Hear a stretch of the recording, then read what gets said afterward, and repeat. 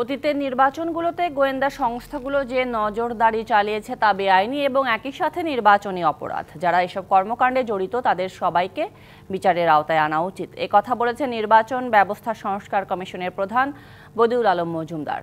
অন্যদিকে কমিশন স্থানীয় সরকার নির্বাচনে দলীয় কোনো প্রতীক চায় না বলে জানান কমিশন সদস্য ডক্টর তোফায়েল আহমেদ। শনিবার বিকেলে আগারগাঁওয়ে ইসি সচিবালয়ে গণমাধ্যম কর্মীদের সাথে মতবিনিময় করে নির্বাচন ব্যবস্থা সংস্কার কমিশন। এতে সাংবাদিকদের কাছ থেকে নির্বাচনী ব্যবস্থা সংস্কারের বিষয়ে মতামত ও প্রস্তাবনা গ্রহণ করে কমিশন।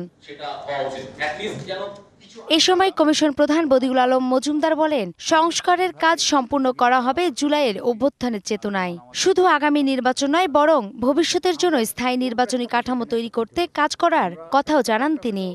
আমাদের ১৫০ সহস্রের মতো ব্যক্তির প্রাণহানি ঘটেছে, ২০-৩০ হাজার ব্যক্তি আহত হয়েছে।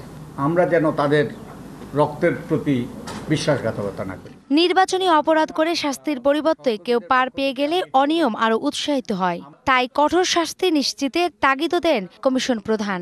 যে গোয়েন্দা সংস্থা, যে বিশেষ সংস্থাগুলো যে কাজগুলো করেছে, এগুলো গুরুতর অন্যায়, এগুলো বেআইনি, এগুলো শাস্তিযোগ্য অপরাধ। চেষ্টা করছি যাতে আমরা একগুচ্ছ প্রস্তাব উত্থাপন করতে পারি, যার মাধ্যমে আমাদের রাজনৈতিক অঙ্গনটা মানুষের কল্যাণমুখী হয় এবং আমাদের নির্বাচন ব্যবস্থাটা শক্ত ভিত্তির উপর দাঁড়ায় এবং গণতান্ত্রিক ব্যবস্থাটা কার্যকর হয়। অন্যদিকে কমিশন স্থানীয় সরকার নির্বাচনে কোনো দলীয় প্রতীক চায় না বলেও জানান কমিশন সদস্য ডক্টর তোফায়েল আহমেদ। আমরা এখনো তো ফাইনাল কোনো কিছু করিনি, কিন্তু এমনি যে আমরা কথাবার্তা বলি তাতে করে একটা কনসেনসাস মনে হয় আমার দলীয় প্রতীক আমরা কেউ চাই না।